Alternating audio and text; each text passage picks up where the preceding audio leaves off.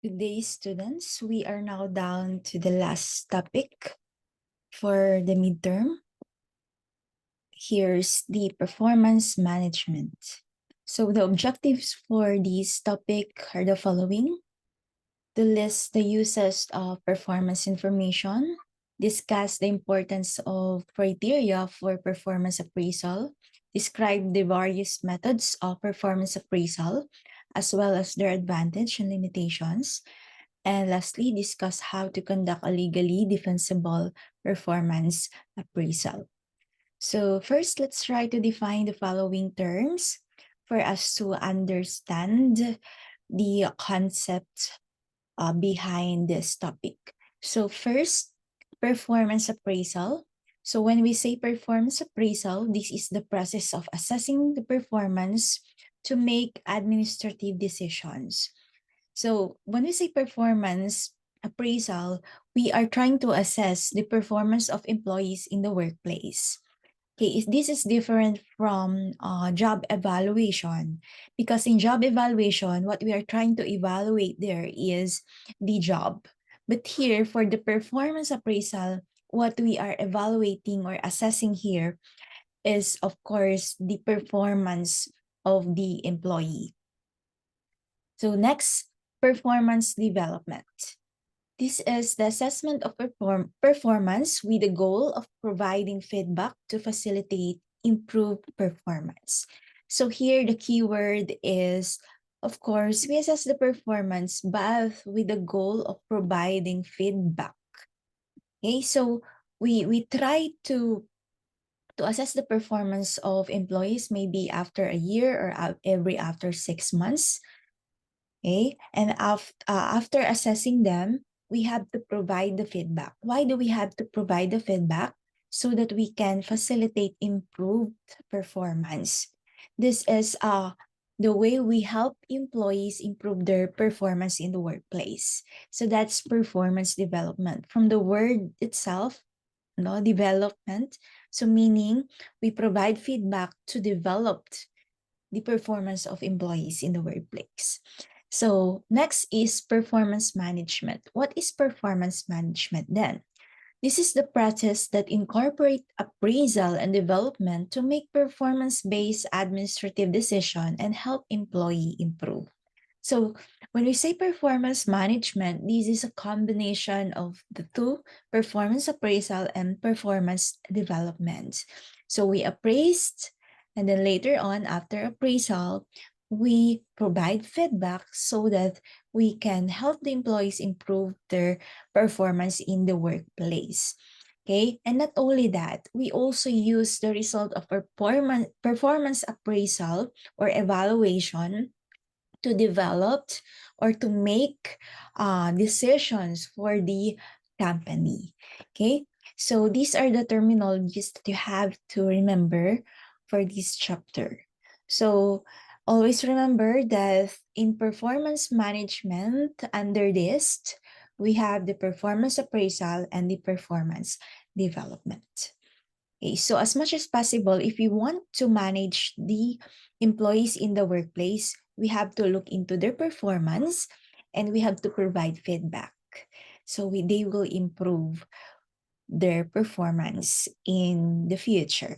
Okay, so of course, we have here the steps no, in evaluating employee performance or yung performance appraisal na tinatawag natin. So what are the following steps? The first is we determine the purpose of the appraisal. Okay. Of course, the next is identify environmental and cultural limitations. Third is determine who will evaluate performance. And fourth, we have to select the best appraisal method to accomplish the goals of the performance appraisal. And then number 5 is we have to train the raters.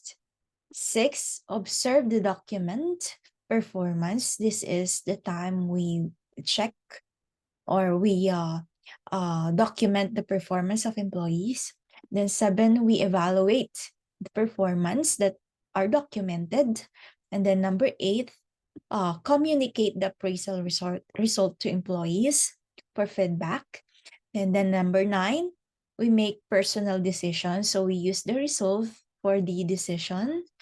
Okay, and number 10, monitor the legality, should I say, and fairness of the appraisal process. So we have to make sure that the process in performance appraisal is legal. Okay, so as you can see here, in step 6 in the observed and document performance, we provide immediate feedback as much as possible, no, as the need arises. So let's say, even when it comes to day-to-day basis, we have to really provide feedback. So kunyari, meron siyang na-accomplish for today, we can immediately provide feedback. So kinabukasan or maybe next week, mai-improve pa nung employee yung kanyang performance. So this is a process, no, for or the steps, no, that we follow in the appraisal or appraising the employee performance. So we have the 10 steps. Okay, so for our reference, we have 10 steps. Okay, so as you can see here, no, meron tayong 10 steps and we have to discuss this one by one. So let's start with this first, no, before we proceed to step 1. So we have this one, effective and legal performance appraisal system. So as much as possible, we have to make sure that our appraisal system is legal. Okay? So paano yan? Of course, no, number 1, titignan natin our job is the this one, our job related and based on job analysis. Does our performance appraisal system based on the job or the job analysis that we conducted? Or hinulaan mo lang yung rating ng employee?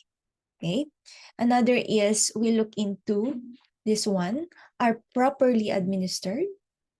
Ina-administer ba ng maayos yung performance appraisal? Or kung kailan mo lang trip, dun ka lang mag-evaluate, no? Okay, so there should be an informal, no?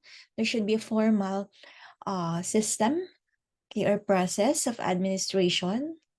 Okay, there is a standardized. Now, in psych assessment, we discuss what is standardized. So when it comes to instruction, administration, the preparation, and after doing the appraisal, so standardized yan. Meron tayong fina-follow na procedures and protocols.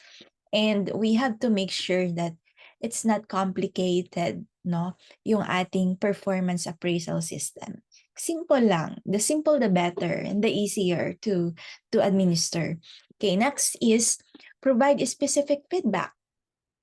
So we have to make sure that we provide specific feedback, and that's the only way we can say that we have an effective and legal performance appraisal system.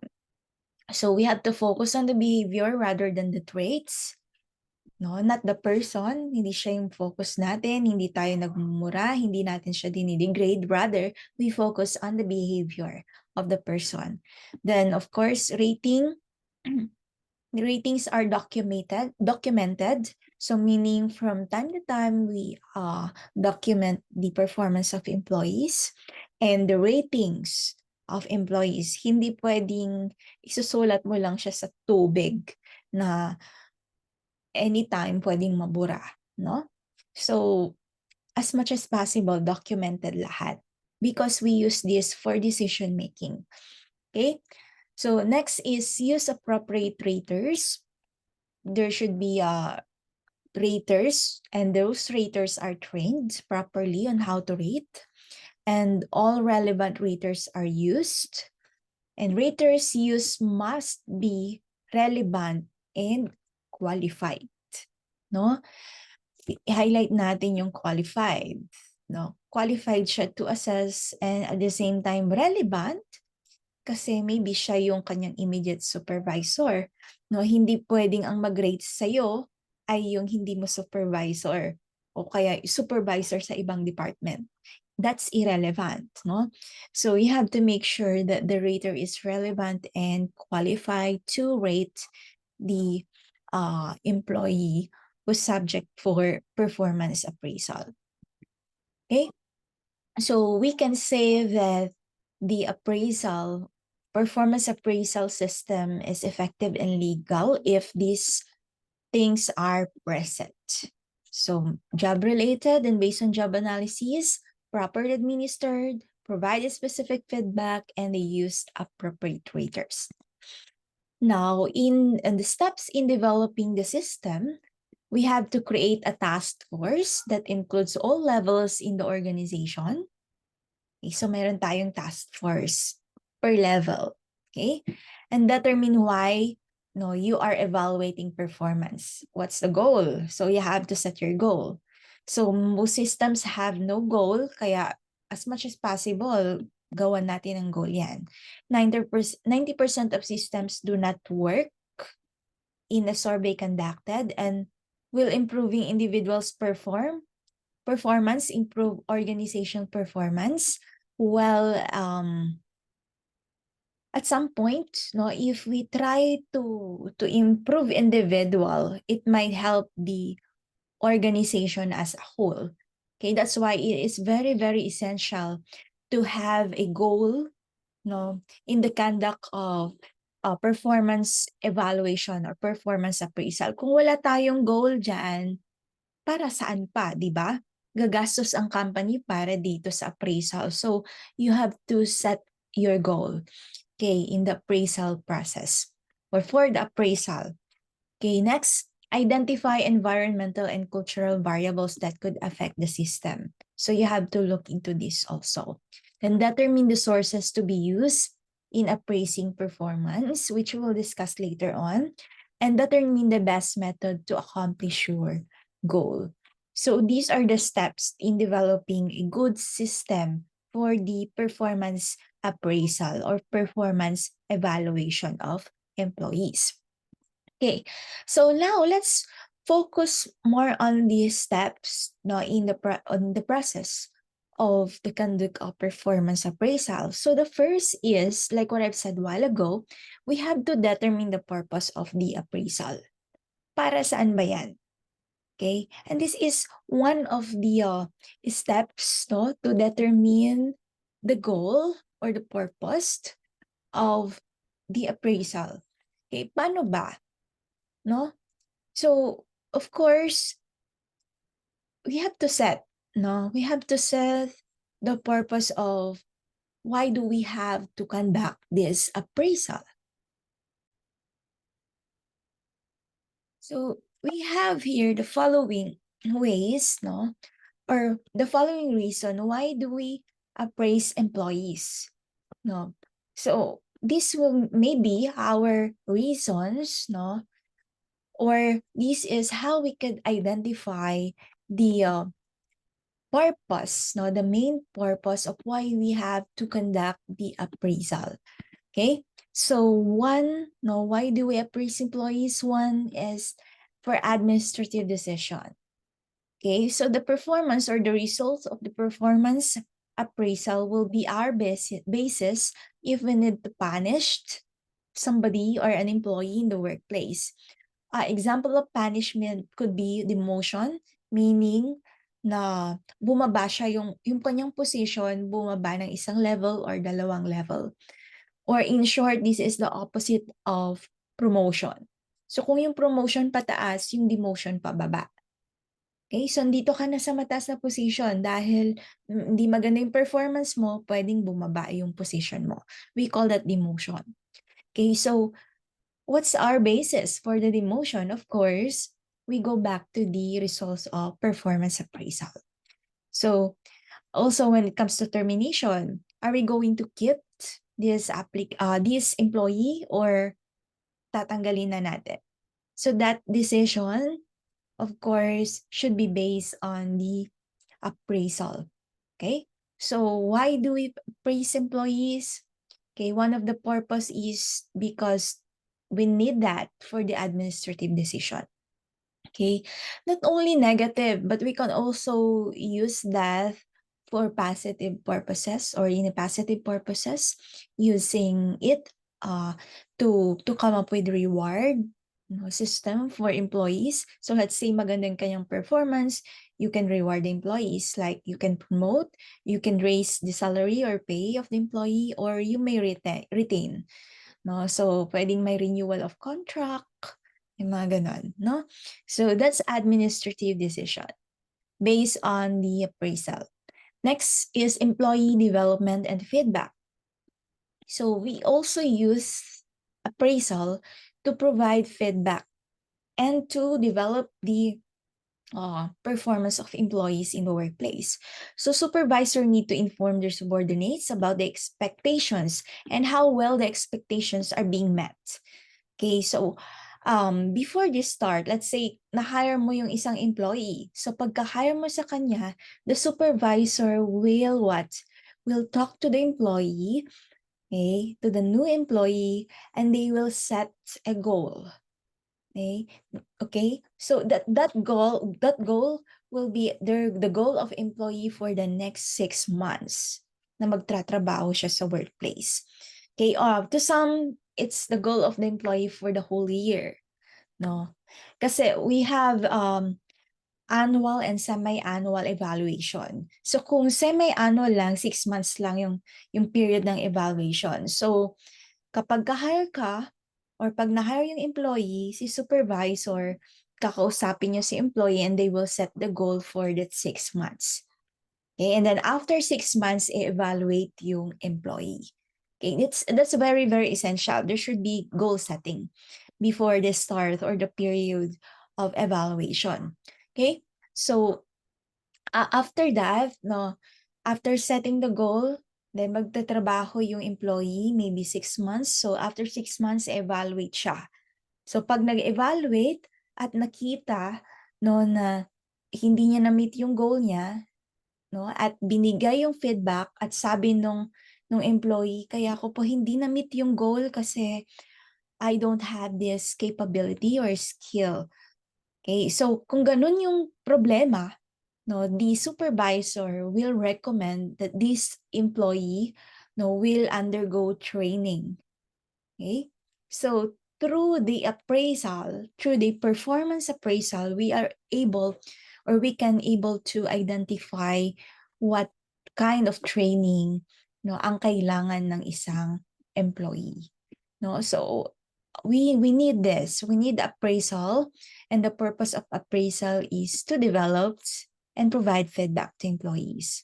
So on top of the annual appraisal, annual is a year, 1 year, 12 months, companies can include semi-annual goal setting, like what I've said a while ago. Every 6 months is the semi-annual. Okay? Or pwede ring magkaroon ng periodic coaching and feedback session between employee and supervisor. To some, they have monthly coaching. So meaning they have the employees may present their accomplishment monthly to their supervisor, and the supervisor will immediately provide feedback to the employees under the department. Okay? So yun yung kagandahan kapag monthly, no? Kasi hindi mo naantayin na mag 6 months. At least nagbibigay ka na agad ng feedback. So yung employee mo or yung under mo, nag-i-improve yung kanyang performance. So the number 2 purpose is for employee development and feedback. Next is criteria for research. So job performance data can serve as criterion against which many of the efforts of IO psychologists are evaluated, such as designing better equipment. Okay, so let's say this is the result of the appraisal, and upon interview or after interview or during interview, you're able to identify the reason kung bakit mababa yung kanyang performance is because this person the equipment that this person's using for the job is maybe pumapalya na, no? There might be a problem, technical problem, or a technological problem or concern. So you can recommend later on that the company should buy new equipment, okay, for the betterment of let's say performance of employee in the workplace. Okay, another is hiring better people. So, let's say your company, no, set a standard selection process. So, merong interview, merong testing, merong medical exam, merong reference checking, etc. So, yun yung process mo sa recruitment. And later on, kunyari, etong employee na to, si employee A, no, nag-undergo siya ng recruitment process. And later on, siya yung na-hire. So, this person is hired. Okay? So, dahil siya yung na-hired, no, later on, after maybe 6 months, i-evaluate mo yung kanyang performance. Okay, kapag after 6 months, yung kanyang performance ay mataas, okay, we can say that the selection process na pinagdaanan niya, no, ay effective. Why? Kasi no, nung na-hire mo siya, maganda yung kanyang performance in the workplace. So yung iyong selection process ay mataas ang kanyang predictive validity. Okay? So we can use the performance appraisal result for what? For hiring better people. Okay? So yun yung ibig niyang sabihin. Pag mababa naman, isa lang implication yan. Kailangan mong palitan yung selection process mo kasi hindi mo na-hire yung tamang aplikante para dun sa trabaho. Kasi may na-hire ka pero pagdating sa trabaho, mababa ang kanyang performance. Okay, so the point here is we use the appraisal results to come up with a research criteria so we can identify no yung kung sino no yung mas appropriate na tao or a better person na pwede nating i-hire for the company. Okay, another is motivating employees. Through the appraisal result, we know kung ano yung nagmo-motivate sa employee. Kung bakit mababa yung kanyang performance, maybe demotivated siya. So you have to do something about it. So it can be a research, okay? So next, training. Of course, like what I've said a while ago, we can identify what kind of training we have to conduct based on the results of the evaluation or appraisal. Okay, so we can use this, no, resolve the job performance result or data for what? For criteria for research, or in short, in research. So we can use the result of the research for a better understanding on what intervention we should do to improve the performance of workers in the workplace, and at the same time to improve the performance of the whole organization to meet the set vision, mission, goals, and objectives. Okay, so next, step 2, identify environmental and cultural limitations. So for this, supervisor sometimes are highly overworked. Hence, an elaborate time-consuming performance appraisal system will not be successful. That's why we have to look into or identify the environmental and cultural limitations. Oh, yung mga managers, mga supervisors na nag-evaluate, they are too busy. So, hindi dapat masyadong mahaba yung evaluation form. Okay? Kasi kapag sobrang haba, baka hindi nila ma-accomplish. Okay? That can be a problem. Okay? So, you have to identify these possible environmental and cultural limitations na pwedeng makasagabal doon sa gagawin ninyong appraisal. Okay? Another is, when it comes to environments, there's no support from the company. So let's say there's no money available. So hindi nila ma-appreciate kasi walang pera. Ano bang gamit ng money or maybe rewards? So when a person, let's say, perform well for this particular period, so kailangan mo siyang rewardan. Pero ang problema, what if the company do not have enough money to reward their employees? So ang tendency nun, ay hindi na lang ako magpe-perform well, or they will not seriously take or they will not take seriously yung kanilang performance appraisal. Bakit? Kasi wala naman silang makukuha doon.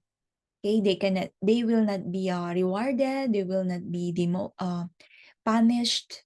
Why? Kasi hindi tinitake seriously, no? And walang support nanggagaling sa management. There's no money involved. Okay?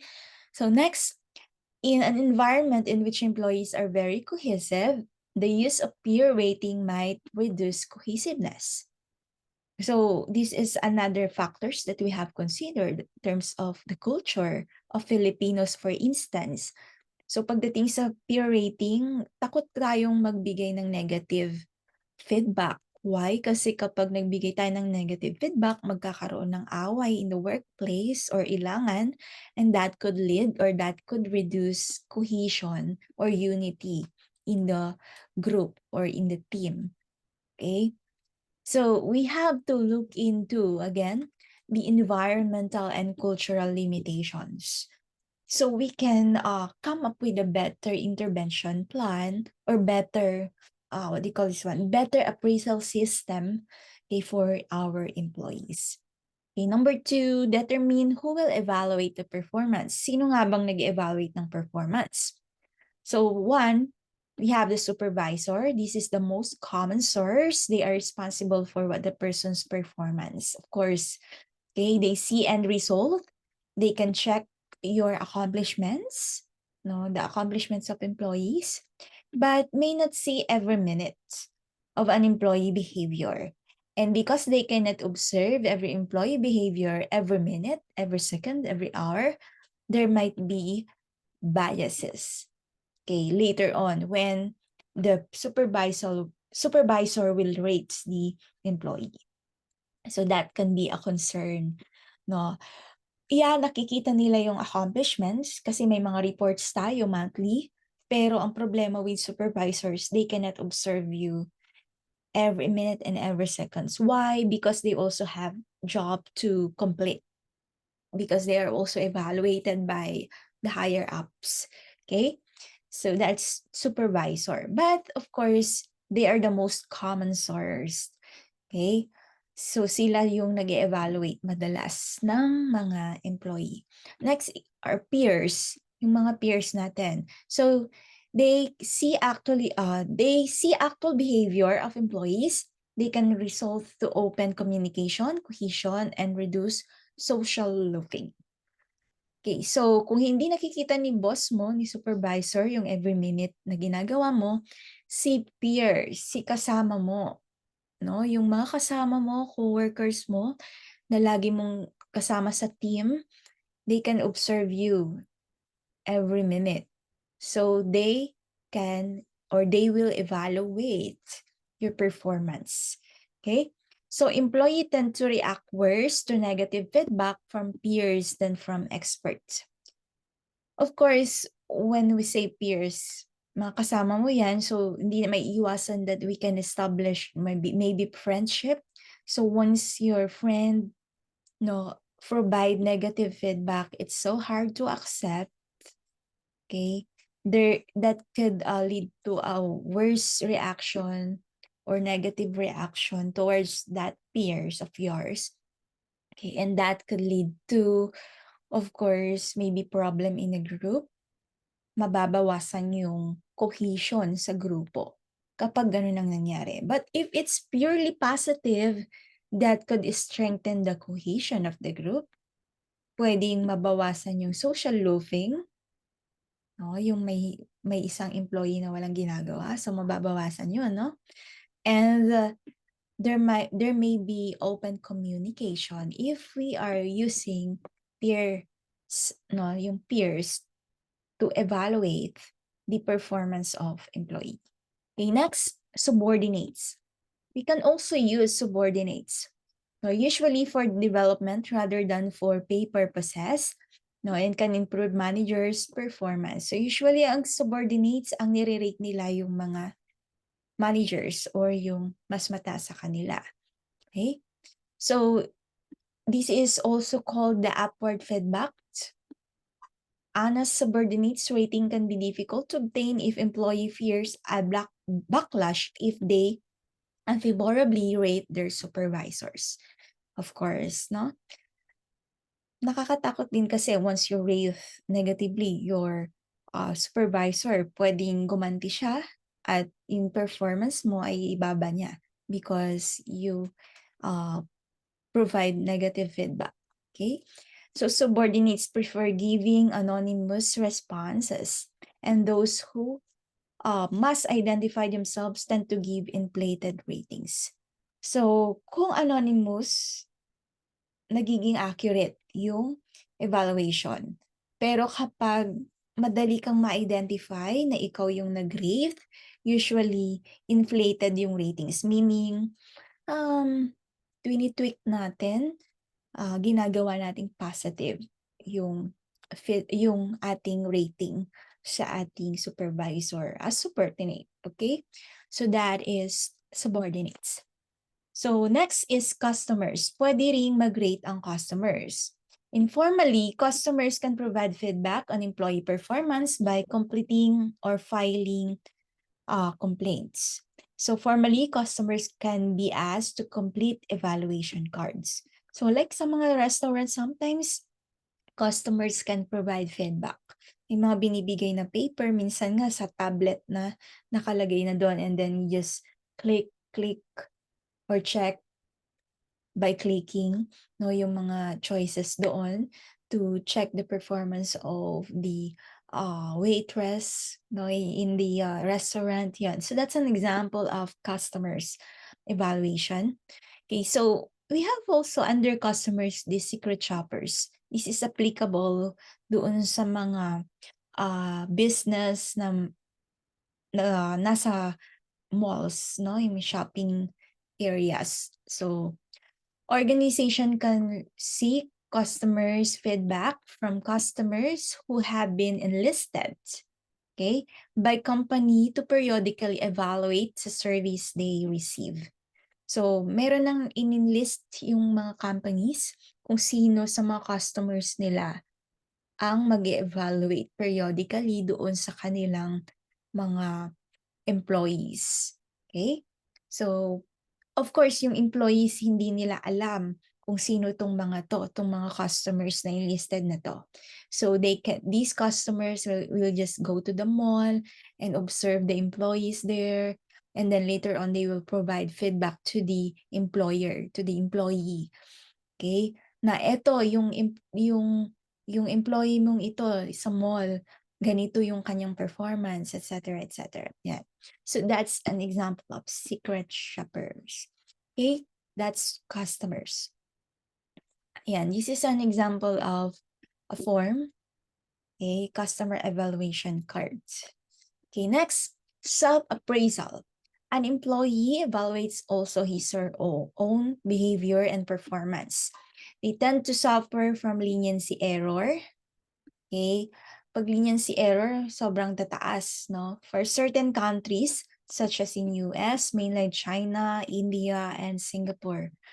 Of course, no, lalo na sa mga culture na individualistic, nakafocus sa self. So, mataas yung self-esteem, the higher the score.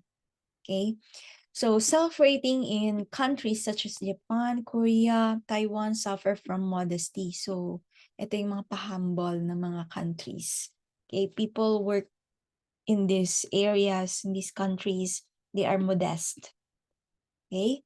Mga humble people. They rate yung kanilang sarili na medyo mababa or at the middle. And sabi rin dito, may be more accurate if not used for administrative purposes. No? So we can use appraisal or self-appraisal not for administrative purposes. Kasi kapag administrative purposes like promotion na ganun, tendency ini-inflate natin yung resolve or not resolve, yung rating. So tinataasan natin sino bang ayaw ma-promote, di ba? So, ang tendency kapag for promotion yan, for administrative purposes, gusto nating ma-promote, kaya tataasan natin yung rating natin sa self natin. So, kung sa promotion mo yung gagamitin or administrative purposes, maaring yung self-appraisal ay hindi effective. Okay? So, again, these are the people who will evaluate the employee. Now, in the evaluation of employees, so as you can see, we have the supervisor, we have the peers on the same level. Okay, we have the self at the middle, and we have here the bottom, the customers or subordinates. So, kung ikaw ay supervisor, nire-rate si subordinates ang mag-rate sa'yo. Pero kapag ikaw ay nasa mababang posisyon, si customer ang mag-rate sa'yo. So, as you can see, we can form a circle here, no? Ayan. And a circle circumference is a total of 360 degrees. Hence, no, kapag ginamit natin lahat ito sa evaluation natin, so si supervisor, si peer, si self, subordinates or customers, sila lahat yung nag-evaluate dun sa employee, we call that 360 degrees feedback. Okay? So the 360 degrees feedback composed of the supervisor, the peers, the self, subordinates, or customer. So sila lahat yung nag-rate doon sa or nag-evaluate doon sa employee. So do not forget the 360 degrees feedback. Now let's move on to step number 4.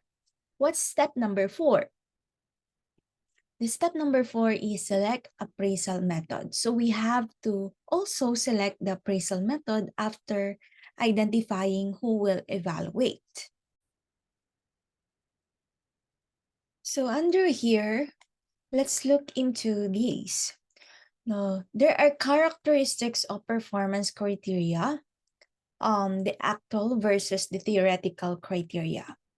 So we have to check first the criteria before being able to identify yung tinatawag nating method. So how to do this? Now, how to set criteria?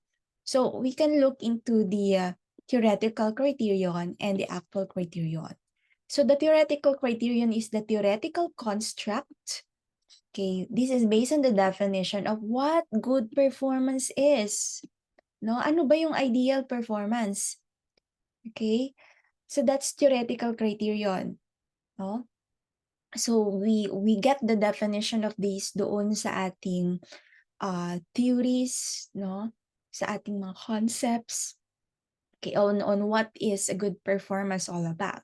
So that's theoretical criterion. And then we also have here actual criterion. This is the way in which the theoretical criterion is assessed or operationalized. So yung theoretical criterion na yun, i-convert natin into something that is measurable and can be assessed. Okay? So, ito ngayon yung magiging actual behavior na nakikita natin na pwede nating ma-assess. So, that is yung tinatawag nating actual criterion. So, we have to look into the theoretical criterion, and then later on, we change that into actual criterion so we know what to evaluate or assess. Okay, so paano yan? Let's say we have an examples here. These are the jobs, the artist, insurance salesperson, store clerk, teacher, weather forecast, etc. No? So,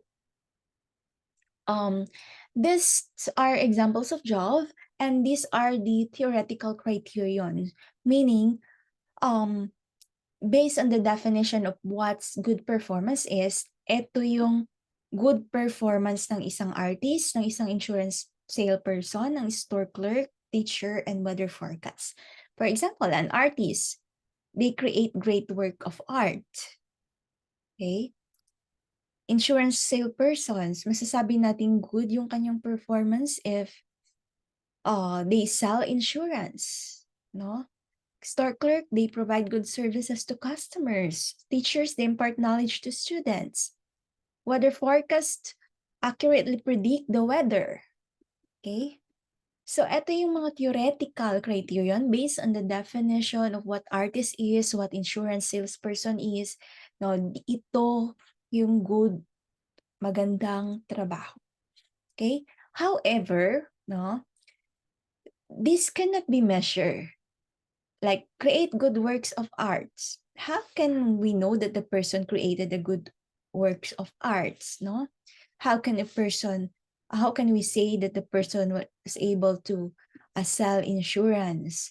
Okay? So we have to convert the theoretical criterion into actual criterion. So create great works of arts. So we can say that the person can create great work of arts if, no, the artists judge art experts.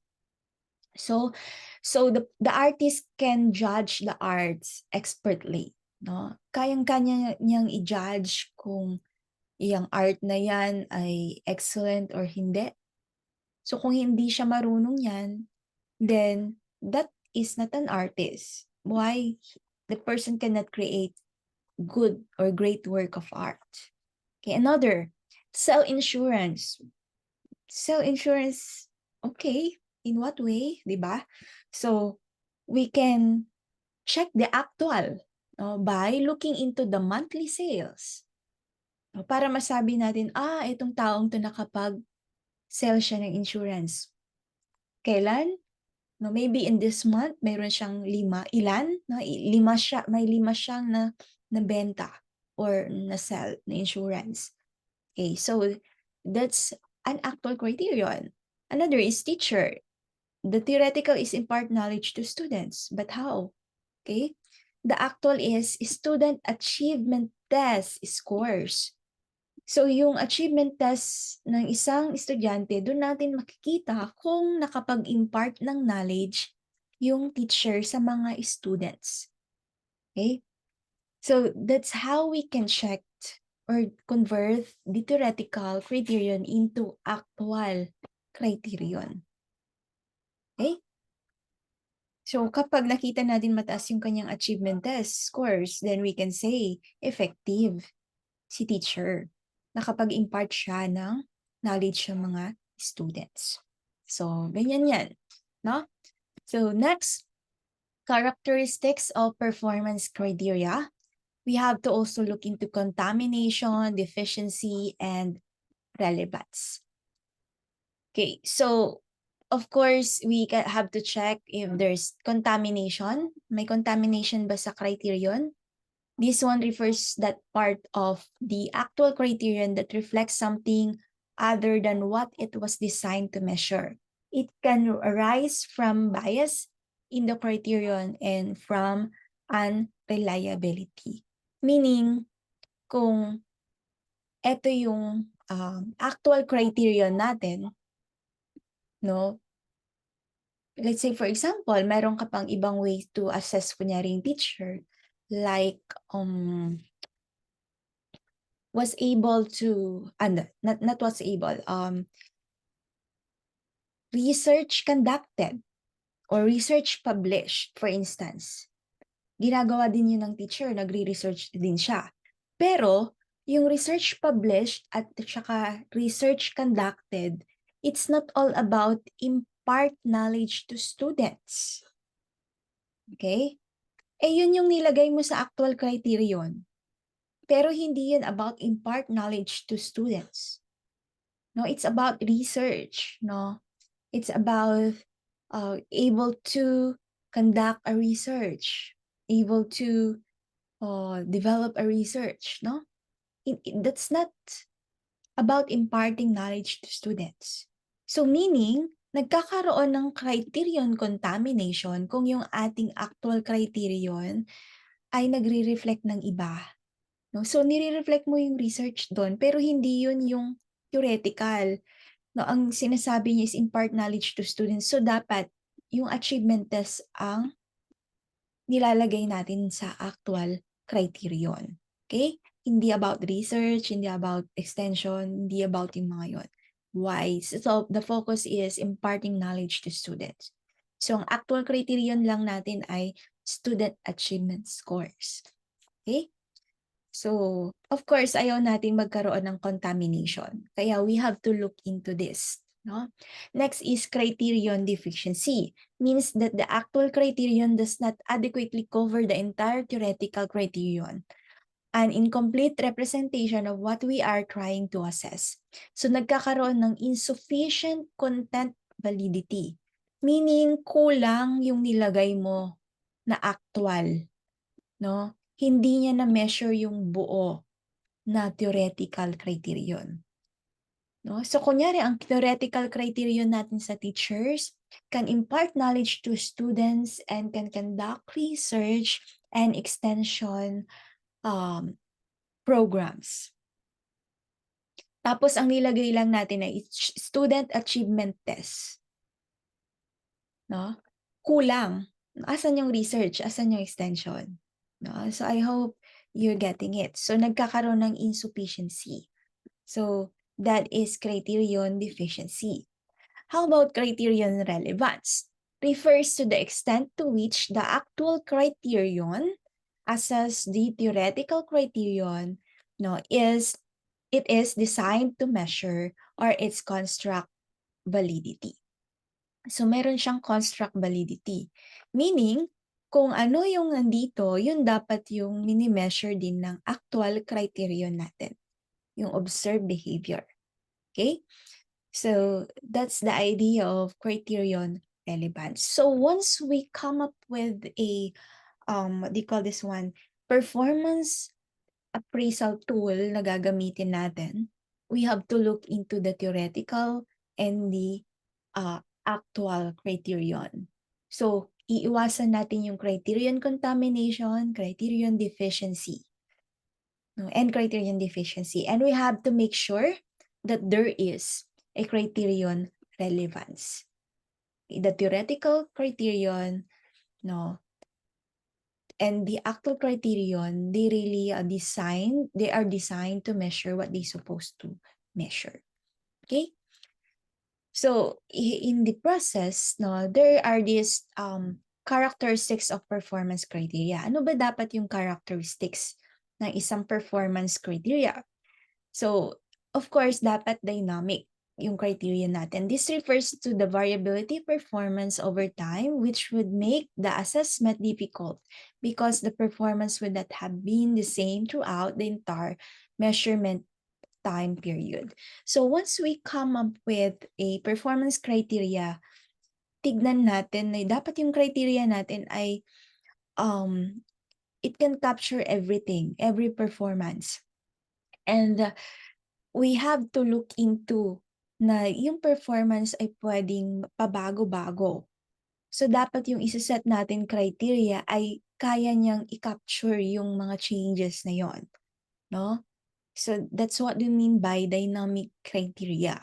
Another is contextual performance. It consists of extra voluntarity employees do to benefit their coworkers and organization that must be considered in developing criteria for the job. Sometimes employees do other tasks apart from what's written in their job descriptions and specifications. Okay? So if that's the case, kapag nag-set tayo ng criteria, we have to make sure na nakakapture yung mga trabaho na wala sa job description na ginagawa ng isang employee. Okay? So, dapat meron dun. In our case, sa TEU, we have dun sa last part, plus factor. So, ini-enumerate namin doon yung mga nagawa natin na hindi nakapaloob doon sa targets namin. And the supervisor will also rate those plus factors. That's the idea. That's when we set criteria for the evaluation, dapat we also consider those extra work na wala sa job description. Dapat nare-rate din natin yung mga yon. Okay? So I hope we consider the dynamic criteria and the contextual criteria. Okay, now, in the in looking into what method, appraisal method we should use, we have to consider the following. So what will be the focus of this, of the method? We have to check if the focus is the goal. So ito yung goal mo, ito yung naging result. No? Pwedeng ganun yung i-measure natin dyan. Or pwede natin i-focus yung task ng trabaho. Pwede rin natin i-focus yung trait. And pwede rin natin tignan yung competencies. Okay? So, these are the areas that we can look into later on para i-evaluate. Okay. So, we have methods for assessing job performance. Ano tong mga method na to? Meron tayong objective measures at meron din tayong tinatawag na subjective measures. When we say objective measures, this counts for various behaviors, numbers of days absent from work, or it can be the result of job behavior like the total monthly sales. Objective siya. Why? Kasi hindi to pwedeng pasukan ng biases. No? You can really measure. Like sales, no? Makikita mo na kung ilan yung nabenta niya. That's objective measures. Okay, so based on the target, this is the target, and this is the accomplishment. You can measure that already. So that's an objective measure. Okay, so as much as possible, people use objective measures kasi ito yung mga hindi kayang pasukan ng pagiging bias or mga biases na tinatawag natin. Okay? So another is subjective measures, which is hindi maiiwasan ng ibang companies to use, no? These subjective measures are ratings of people who should be knowledgeable about the person's job performance, usually by the supervisor. So, si supervisor, i-rate niya yung empleyado using mga rating scales at madami pang iba. So, alam naman natin na pag mga rating scales ang gagamitin, no, pwedeng pasukan niya ng mga biases. Kaya tinawag natin siyang subjective measures. So, it's up to you kung ano yung gagamitin yung measures or method. Pwedeng objective, pwedeng subjective. Okay. So, examples of objective measures, no, like say absences, yung ating criterion. Then we have days of absent per year. Yun yung measure natin. So, gusto mo i-measure kung gaano kadaming absences na siya, tignan mo yung absence, yung time card niya. Okay? So, there you can objectively measure.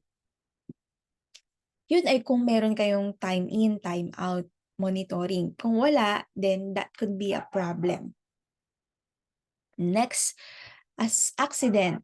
So, paano mo ma-assess kung madami siyang accidents? So, of course, the number of accidents per year. Okay, incident at work, number of incidents. Lateness, number of late. Productivity. Let's say, pesos amount of sales, ilan yung nabenta niya per quarter. Okay?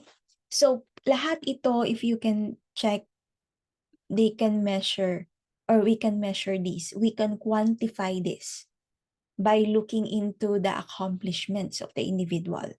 So, hindi pwedeng pekehin yan. Hindi pwedeng dagdagan, bawasan. Accurate yan. So, that's an example of objective measures. Okay. And madami pang iba. In terms of job and measures, ayan. Okay? These are just examples na lang. Okay. And next, subjective measures of job performance. Like we have a performance dimensions here, like demonstrating effort, maintaining personal discipline, supervision, management and administration, facilitating team and peer performance. No, and the definition. Okay, so like Demonstrating efforts, how much someone commits to job tasks and how persistent and intensely someone works at job tasks. Usually, ito ginagamitan natin ng Likert scale, no? From 0 to 5. 5 as the highest, no? 0 as the lowest, no? So, tinitignan natin kung ilang effort yung dinidemonstrate niya, no? So, 1 ba, 2 ba, 3 ba, 4 ba, 5 ba?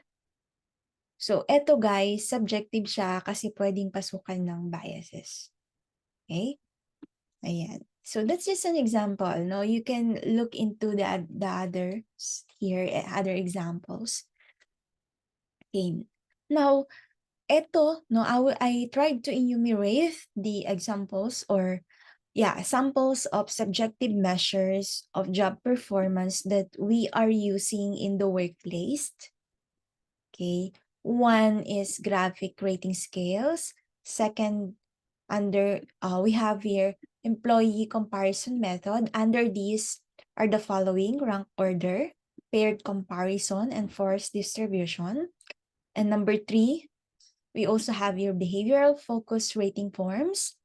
Under these are the following: no, critical incident, behaviorally anchored rating scales or the bars.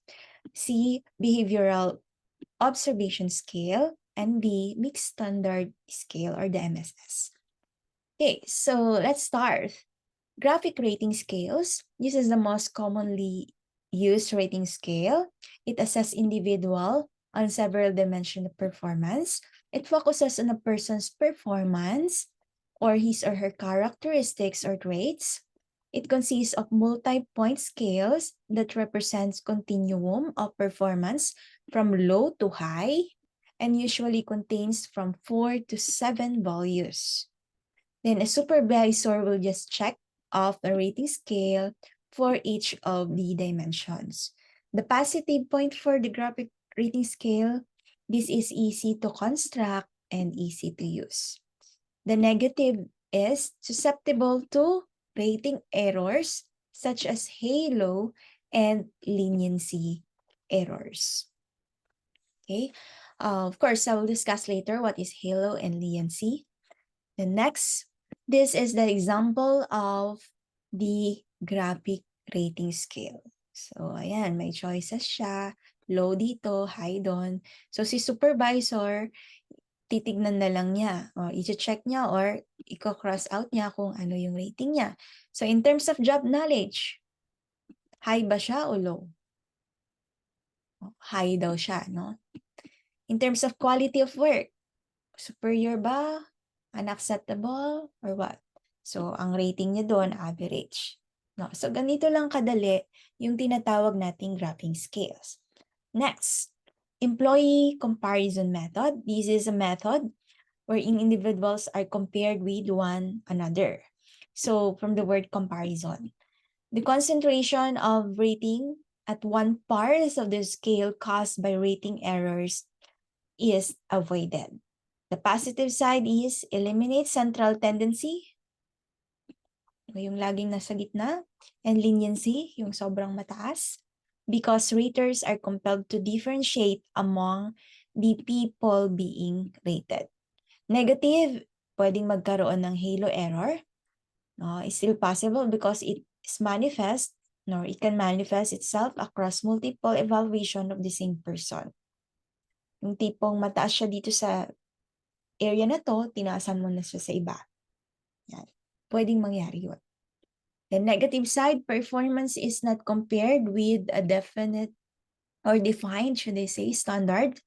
They do not provide information about how an employee is actually performing. So these are the downside of employee comparison method. Paano ito? Of course, what we just do here is we pair like this. This is an example of paired comparison. So, employee A, employee B, employee C, employee D, employee E, employee A, B, C, D, E. So we just try to compare A to B, A to C, A to D, A to E. Si Maria, Shaq, Diane, and Jose. Then, titignan natin kung sino yung mas mataas sa kanila. Ganun lang. We just try to pair the employees. So, that's the idea of paired comparison method. Okay, next. Rank order. So the raters rank employees from high to low or given. Let's now move on to employee comparison. Under employee comparison, we have the rank order. So paano ito? Nirarank natin from highest to lowest or lowest to highest yung mga employees in different performance dimension. So the person ranked first is regarded as the best, and the person ranked last is the worst.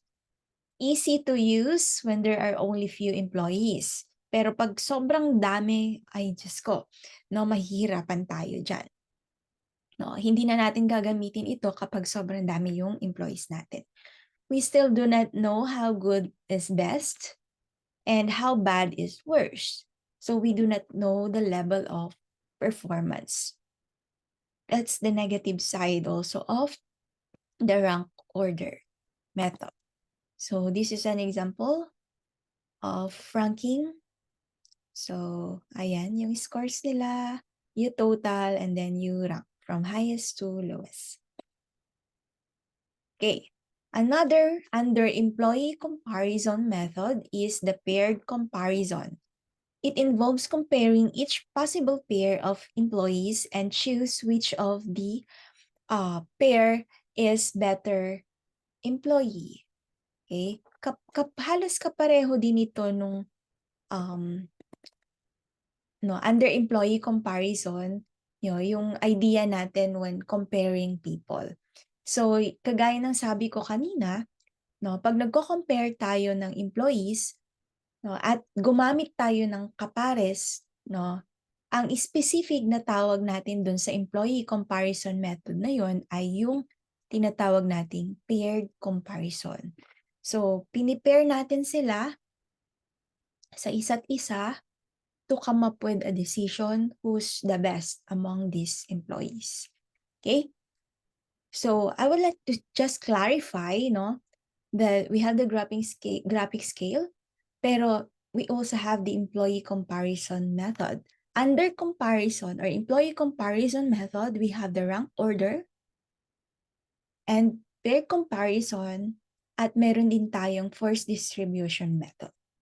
Okay? So, again, sa rank, kino-compare natin yung mga employees by ranking the employees. Sa paired comparison, kino-compare natin yung mga employees by pairing them. Okay? So, this one typically used to evaluate employees in a single dimension, overall ability to perform the job, and at the conclusion of the evaluation, the number of times each person was selected as the better of the two is tallied. Then people are then ranked by the number of tallies they receive. This is best for relatively small samples. Siguro per department, pwede. Yung 5 lang, ganun. But negative becomes prohibited with large number of people. Okay? So, mahirap gamitin ito sa madaming employee. So, tandaan nyo lang, lagi, sa rank, nirarank natin. We compare them by ranking them. Sa paired, we compare them by pairing them with other employees. Okay, next is force distribution method. This is also under employee comparison method. Nagko-compare din tayo dito. Pero paano yan? We have force distribution method, also known as the rank and yank. This procedure is based on the normal distribution and assume that employee performance is normally distributed. So using predetermined percentages based on normal distribution, the rater evaluates an employee by placing him or her into one of the categories. Positive, it increased level of organizational productivity. Employees comparison method of choice for large number of employees. So pwede siya sa madaming employee. The negative is considered by employee as harsh and least fair. Yes, no, I will discuss why later. The negative, it assumes that employee performance is normally distributed, although it can also be not normally distributed. Pwede kasi yung mga employees ay skewed to the left and skewed to the right no, yung kanilang performance. Pero dito sa force distribution, from the word force, naniniwala siya na yung distribution ng performance nila ay normal. Okay? Kaya siya prone sa harsh and least fair. Paano ba yan? So let's say, ito yung normal distribution. So dapat 10% lang ang lowest, 20% yung nasa next, 40% sa gitna, 20% dito, and 10% sa highest. Okay? So kunyari, mayroon tayong 100 na employee. So you will rank them from highest to lowest. No? At pag na-rank mo sila, yung 10%, no, yung pinakamataas na 10%, sila yung highest. No? Yung below that 10%, yung next 20%, sila yung next highest. Below that 20%, yung 40%, they are the average or the middle performance. No? Yung susunod na mababa, 20%, they're the next. And yung susunod ay lowest. What if yung score ng mga ito ay lahat sila 100? Diba? 100, ibig sabihin magagaling sila lahat. Supposed to be high sila lahat. Pero, force distribution ang method. Mafo-force sila. So, mafo-force tayo, should I say.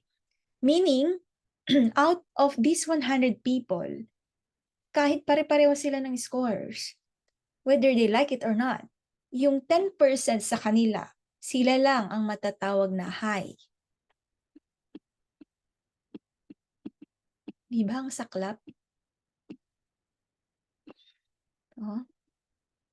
Tapos yung susunod na 20 sa kanila, tatawagin natin silang maybe, ano ba maganda? Above average. Oh? Ang saklap nun, guys, no? So that's force distribution method. Usually, hindi madalas itong gamitin. Madalas lang itong gamitin pag mayroong bonus na involved. In the government, way back then, nung panahon ni Aquino Junior, no? Yung anak, no? They use the force distribution method doon sa mga doon sa pagbibigay ng performance-based bonus sa mga teachers.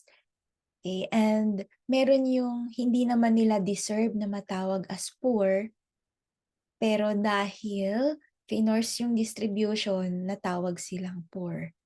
No, poor daw yung kanilang performance. Yan. So, konti lang yung bonus na na-receive nila kasi, or hindi sila naka-receive ng bonus. Kasi nung nirank sila, napunta sila doon sa poor. Okay, so nahirap yun, no? Kahit hindi mo deserve. Anyway, no, that's the force distribution method. So again, we have the graphic rating scale. And number 2, the employee comparison method. Under employee comparison method, we have the rank order, the paired comparison, and force distribution. And number 3, okay, we have the behavioral focused rating forms. Ano tong mga to?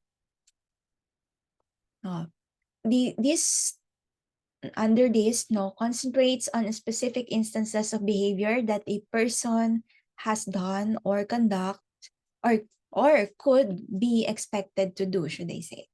No? So behavior are often or chosen to represent different levels of performance. For example, attendance. No, good behavior can be counted to be at work every day on time. And poor comes to work late several times per week. So the rater's job is to indicate which behaviors are characteristics of the persons being rated. So the focus here is behavior. No, so we are trying to rate the behavior of employees. So reflect the most relevant advance in performance appraisal. No? So ito na yung trend ngayon na madalas nating gamitin. Yung nasa behavior-focused rating scales. Ano tong mga to? We have the critical incident. No, this one, no, yung behavior that result to good or poor performance. So nililista lahat yan. Sabi lang nga logbooks. Usually written in critical incident log. Formal accounts para ma-account formally yung mga incident. No? And should be communicated to the concerned employee at the time they occur. Then positive helps supervisor recall behaviors when they are evaluating performance, and health on organization depend against legal action. And then the negative is not having numerical rating. That's a problem. Qualitative to, no? It makes not as useful for comparing employees or for salary decision. So that's the critical incident. So kunyari, what do you call this one? Let's say, merong incident. Bigla siyang nakabasag ng pinggan. Ganon. So, ilalag yun. So, pagdating ng performance evaluation, babalikan yung mga incident na yon at yun yung magiging basis ni supervisor para i-rate yung kanyang employee. Examples of critical incident report. Ayan. So, just read this. I'll leave it to you. Next, behaviorally anchored rating scales. No, under behavior-focused rating scales.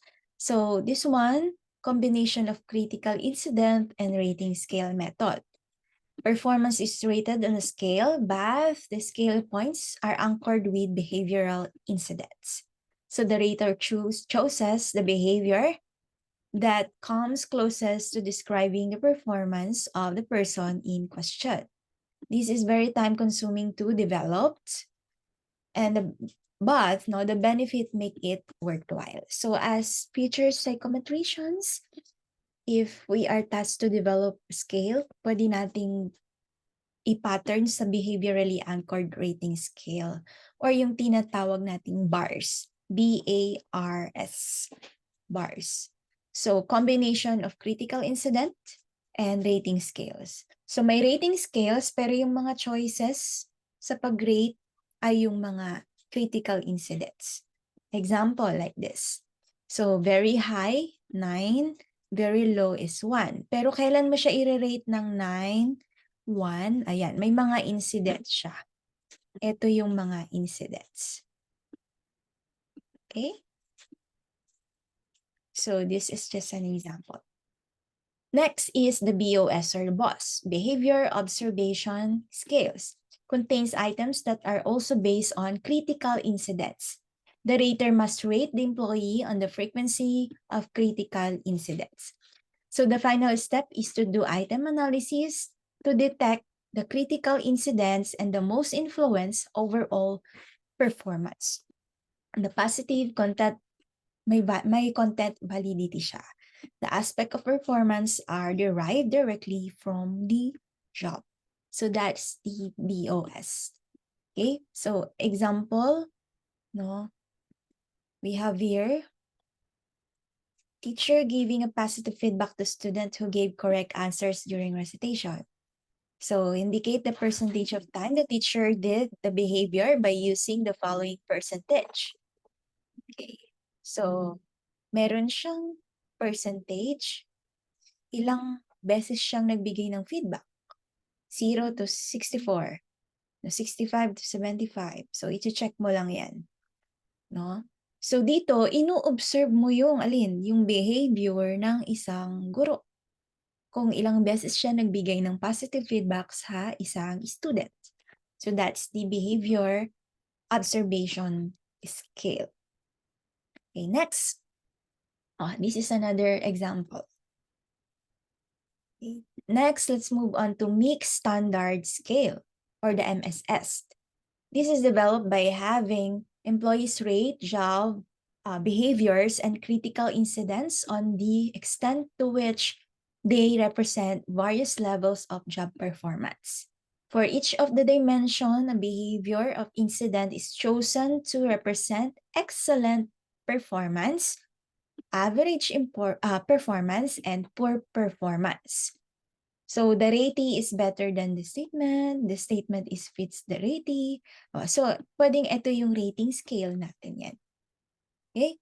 So example. No, ito yung choices natin. Okay. In terms of good performance, is in good terms with everyone, can get along with people when he or she doesn't agree with them. A, B, or C? Anong sagot mo dyan? Kung kunyari, ako nire-rate kita, tapos B ang ilalagay ko dito. Ayan. Satisfactory performance. No, gets along with, ayan. So, you have to look into this. No?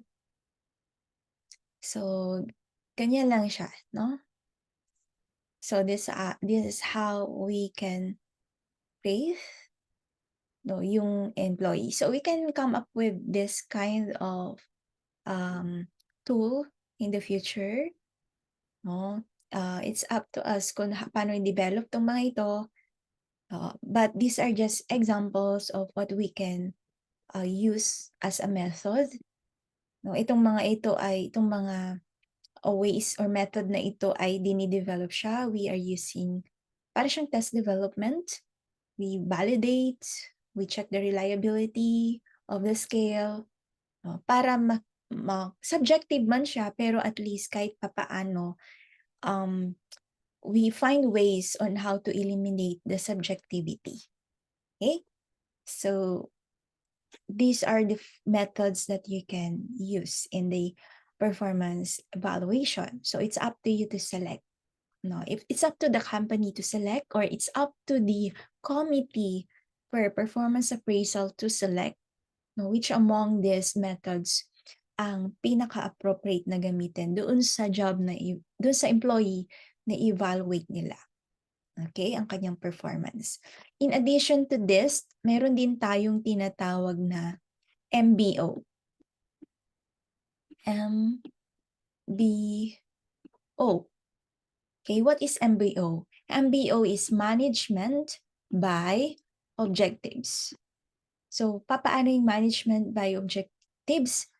So, usually, nagsiset ng objectives yung supervisor and the subordinates before the start of the period or evaluation period. Then later on, yung supervisor will evaluate the subordinate based on the objective set. So we call that MBO, or management by objectives. So in addition to this, you may include that. You can find it in other references. So next, train the raters. So after knowing what method or which method you're going to use, you have to train the raters. Okay? So in training the raters, you have to come up with a system or program that focuses on training the raters to avoid biases. Okay?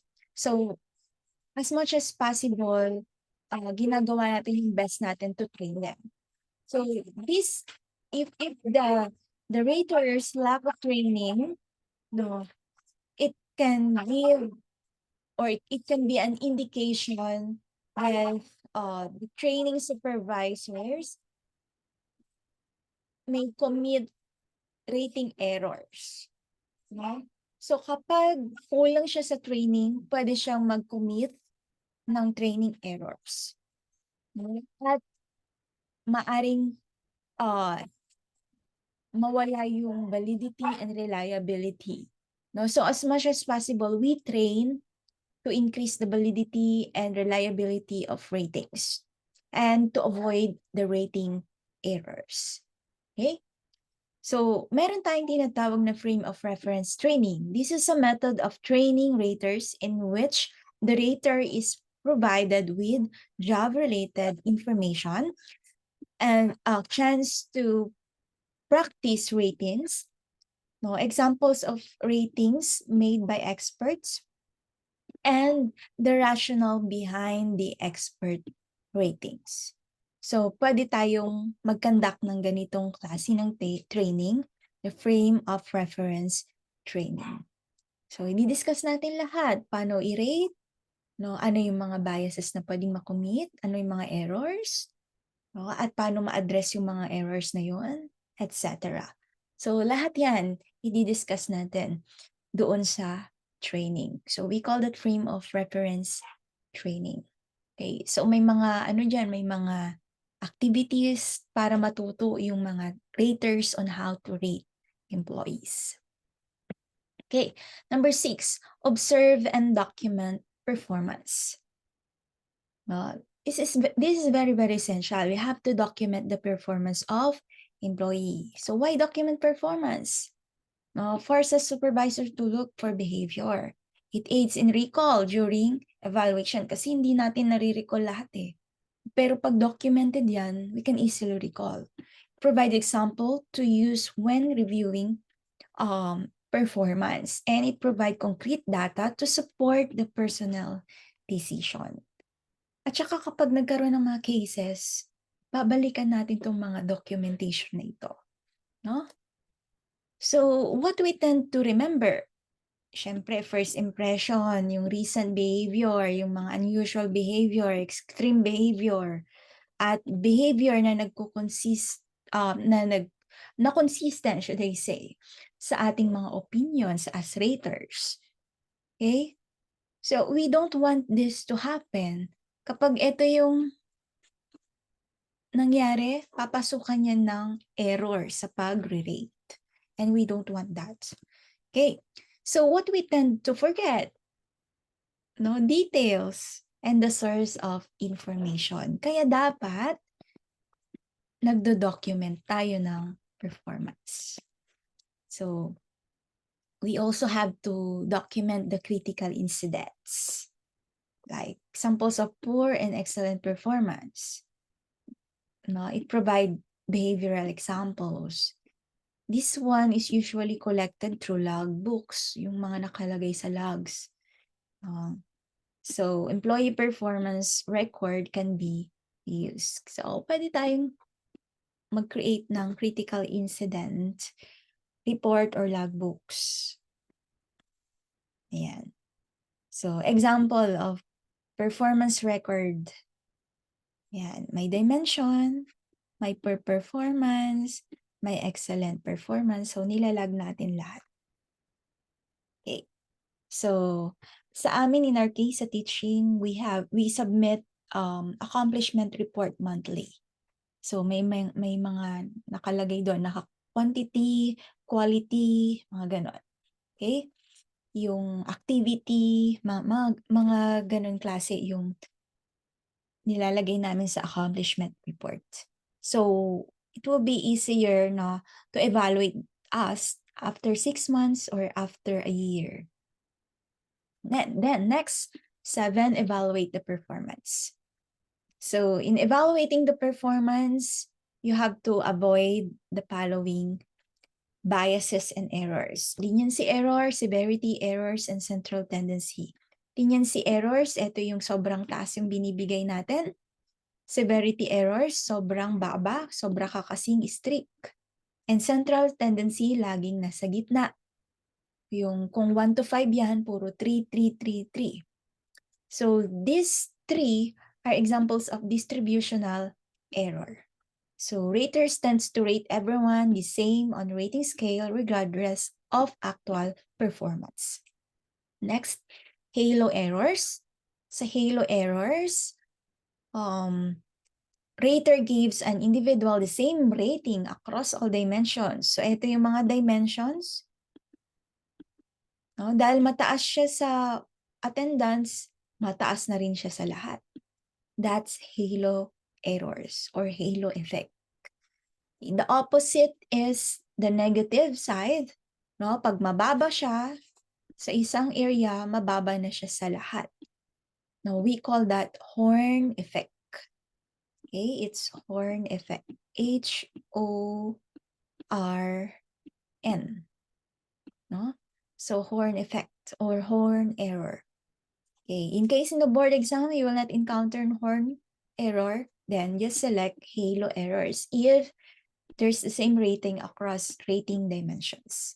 But if the description is negative and you have halo errors and horn errors in the choices, kapag negative yon, example doon or question doon, then you select horn effect.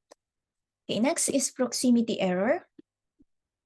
From the word proximity, yung malapit. So, malapit sa attendance dimension ay yung communication. So, dahil magkatabi sila, magkalapit sila, pareho sila ng rating. So, 5 ka sa attendance, katabi niya yung communication, 5 ka na rin sa communication. That's proximity error. Next, contrast error happen when the performance rating, one person receives an influence by the performance of previously evaluated person. So here we are trying to compare the first applicant, or should I say the first employee performance to the next, and so forth. Okay, so that is contrast error. Okay, so ang problema dito, kapag mataas yung rating ng first employee, ang tendency yung mga susunod na employees, maaring mas mababa na yung rating nila. So you are just trying to compare each employee to each other. So, kumbaga, yung standard mo ay nandun na sa first applicant. Or yung standard mo andun na sa first employee na ina-assess mo, na ina-appraise mo in application to performance appraisal. Okay? So, next.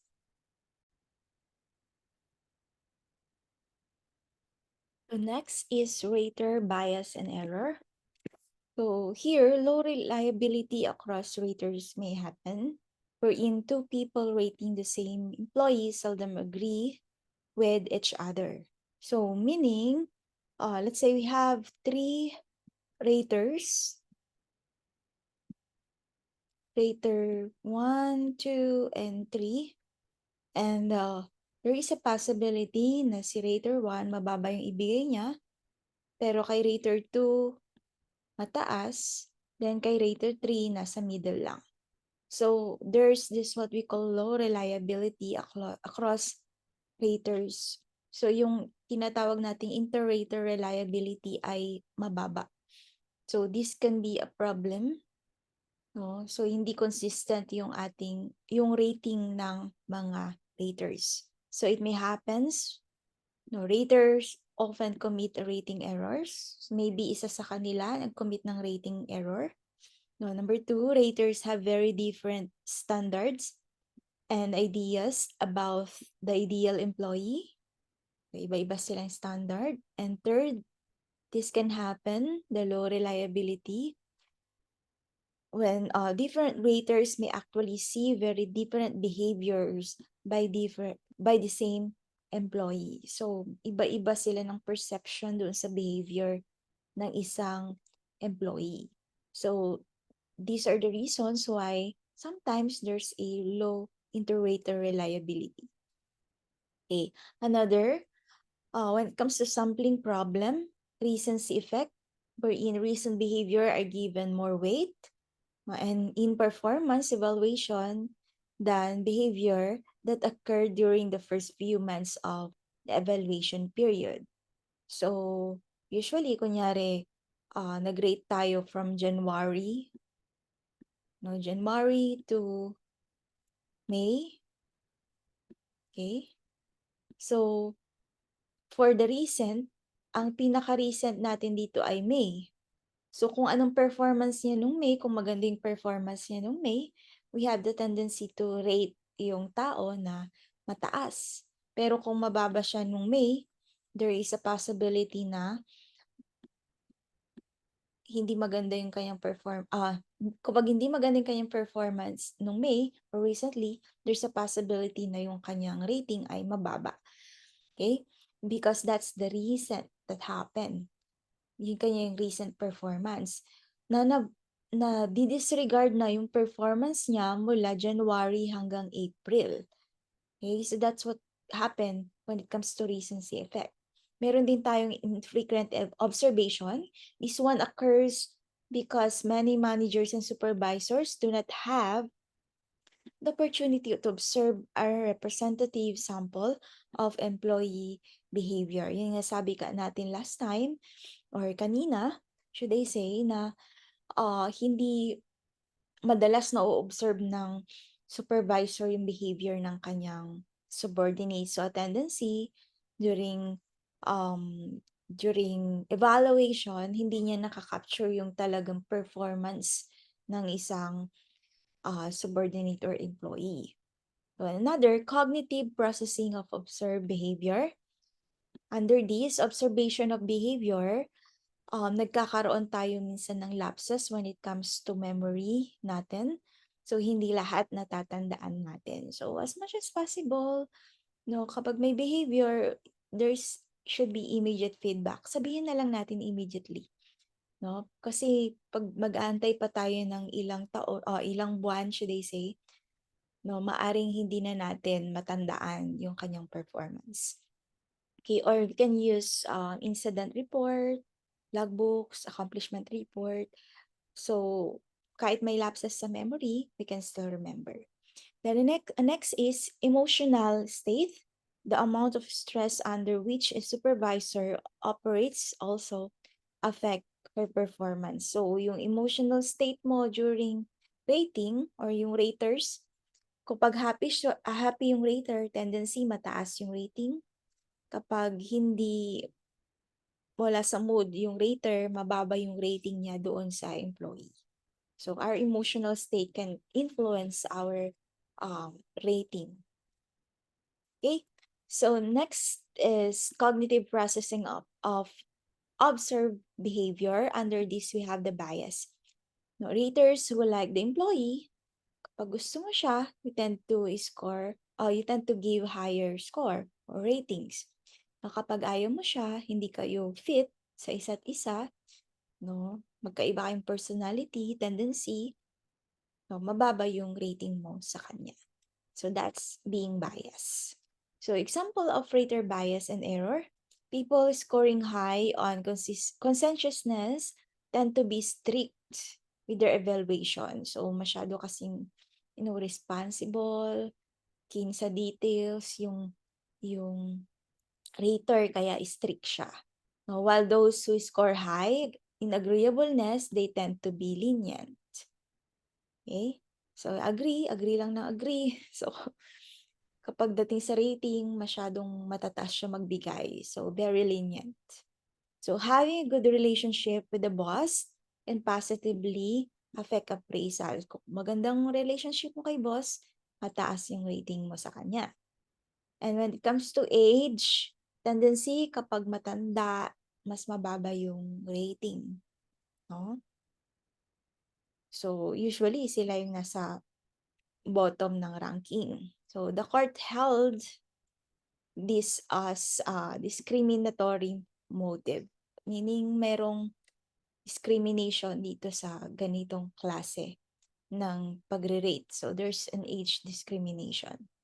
So when it comes to gender, study found that raters might actually penalize successful women for their success. So, kawawa naman ang mga kababaihan, no? Next, how to reduce rating or rater errors. Una, you may train your raters. Second, yung tinatawag nating frame of reference. We attempt to provide a common understanding of rating tasks. We set the standard. No, we come up with criteria, rubric. Ayan. So, next is 360 degrees feedback using the multiple perspective for manager feedback, manager evaluate themselves, then evaluated by peers, subordinates, and supervisors. So that's the 360 degrees feedback. So these are the 3 ways on how we reduce rating or rater errors. So we can also have, in addition to this, no, lalo na sa frame of reference training, usually we come up with group of raters at sila yung trinitrain natin pagdating sa training. Okay? So, that's reducing rater errors. Ito pinag-iisipan, dapat may qualification din yung members ng rating committee, no? So, usually may standard din tayo dito. And ito din, magsaset din ito ng frame of reference. Meaning, they set the standard, they set the criterion, etc. And later on, they are part of the 360 degrees feedback. Okay, so they will discuss among themselves the reason for the appraisal. No, they give each other of their they gave each of their subordinates. So later on, kapag magre-rate na tong mga to, no, yung committee magmi-meet pa yan. Hindi yung nag-rate na sila, then itatali na, no. No, after the rating, magmi-meet pa ulit yung members ng rating committee, no? And then they will decide bakit ka sino yung mataas, sino yung mababa. They will decide or they will settle bakit magkakaiba sila ng rating. So they will come up with a better rating for the employees. So yun yung kagandahan kapag establish yung appraisal system. Meron tayong committee, no? Yung committee na yon ite-train natin para ma-avoid yung error. No, magse-set din sila ng standard, criteria, rubric, and they will be part of the 360 degrees feedback. So, yan yung mga ways on how we can reduce yung rating errors. Okay, let me move on. Number 8, communicate appraisal results to employee. So, after nating mag-rate, we communicate the result. So, effective performance appraisal review interview. So, dapat mayroon tayong review interviews. So, here, employee input prior to meeting is very essential. There's high level of employee participation dapat, no? The supervisor should have a helpful attitude during review interviews. The focus is the behavior, not the trait. No, they identify solution to the concerns or problem. No, there's mutual setting of specific goals. There's consistent application of standard. And raters should be familiar with the employee's work. So, these are very, very essential, tong mga ito, when it comes to review interviews. Okay, so prior to the interview, there should be employee preparation. So, give blank copy of the forms to employees. Have the employee rate themselves. After nun, you schedule at least an hour for the performance review. Then schedule a review in a private. Syempre, confidential yan. Okay, and supervisor preparation, you review the ratings, and the reason for the ratings. Determine the goals or possible goals for the review. So, yan yung mga gagawin ng supervisor. Then, during the interview, there is a quiet, private location. First, you establish rapport. So, kamustahan muna yan. Then, have employee discuss self-rating. Yung ni-rate niya, yung sarili niyang rating. Then, discuss your rating kung ikaw yung supervisor. Then, bakit hindi ba nag-match? Or why hindi nag-match yung rating niya sa self niya at rating mo sa kanya? From there, you identify the problem and you identify the solution. No? Pag may solution na kayo, you set the goal for the next period or appraisal period. Then you and the interview or review interview with the employee. Then 9, no, in case there's an employee termination or there's a need for you to decide whether you retain or you terminate the employee or you promote the employee, that's number 9, the decision. Now, we use those results for decision making. So example of ways on way to decide is employee termination, wherein we use the result to terminate employee. So here we have to have legal reasons for terminating employees. Okay, for public sector, in the Philippines, we have the CSC, Civil Service Guidelines for this. So may basis tayo. It's a book that we use, yung RACS na tinatawag namin. So nakapaloob doon lahat ng pwedeng violation ng isang employee. So nandun din yung mga parusa. O ilang days yung suspension, no, and up to what extent, etc. Okay. So titignan din natin kapag may layoff, inability to perform the task, violation of the rules, probationary period, etc. Okay? So we have to make sure na legal yung decision natin. Kaya dino-document natin lahat para may proof. Okay? When it comes to private sector, they use the DOLE guidelines. No, and of course, the employee at will. It depends on the employee kung gusto pa niya mag-continue or hindi na after the evaluation. So violation of rules in the organization may exist or may be done. Kaya dapat mayroon tayong rule. Employee must have known about the rule. Kaya may mga trainings tayo to inform them. Violation of rule must be proven. Kaya meron tayong proper investigation or due process. The rule must be adequately enforced. Dapat consistent yung pagpapatupad natin para ma-enforce ng maayos. No, progressive discipline must occur. When we say progressive discipline, no, mula sa pinakamababa, tapos nagpo-progress yung discipline. Kunyari from the start, verbal warning lang. No, inulit niya ulit, may written warning. Inulit niya ulit, no? That's the time na you suspend maybe, no? So progressive siya. Hindi yung biglaan na ito-terminate mo na siya agad or isususpend mo na siya agad. Okay? So it should be progressive when it comes to discipline.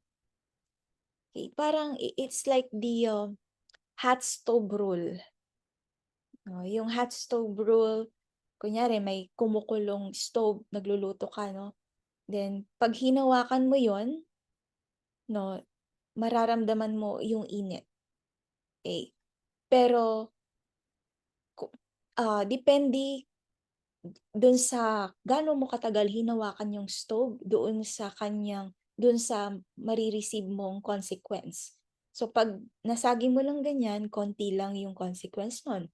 Pero kapag inulit mo, maaring mas mararamdaman mo yung init.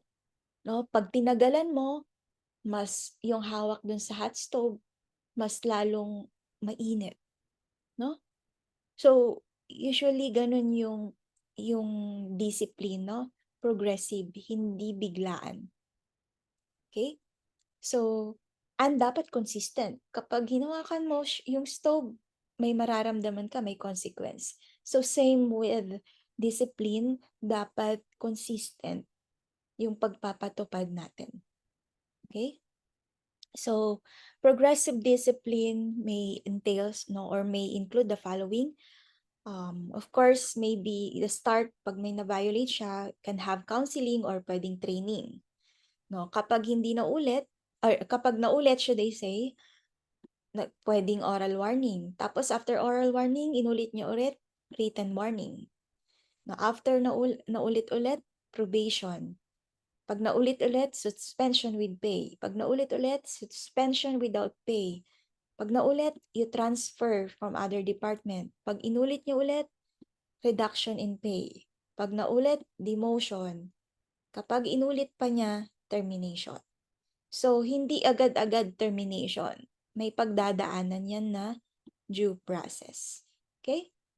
Para hindi rin tayo makasuhan sa company. So, usually, ito yung mga cause ng problem, no? Inability to perform. No? Kapag dapat may standard tayo na sinusundan. Tapos, kapag hindi documented, malaking problema yan. Kaya as much as possible, we document everything. No, may logbook tayo, may work sample, may performance rating, lahat to evidence natin 'yan. No, in case magto-terminate tayo or magsususpend tayo ng employee or in short magdi-discipline ng employee.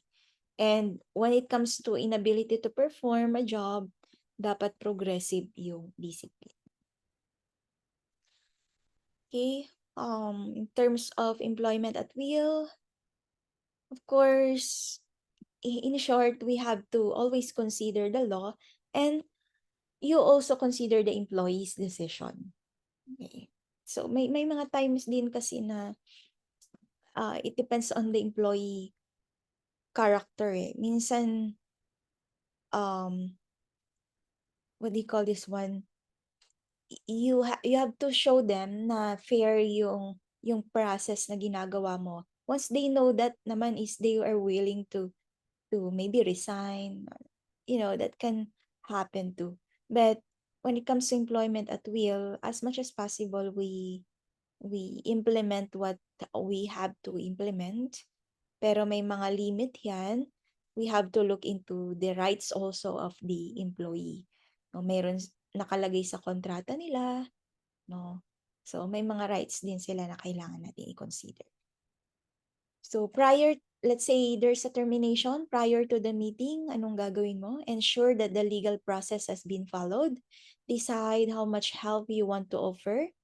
Choose a neutral and private place for confidentiality purposes. Plan enough time for meeting.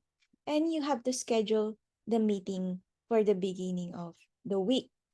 Beginning ha, wag sa end. Kasi pag end, sobrang stress na nga yun.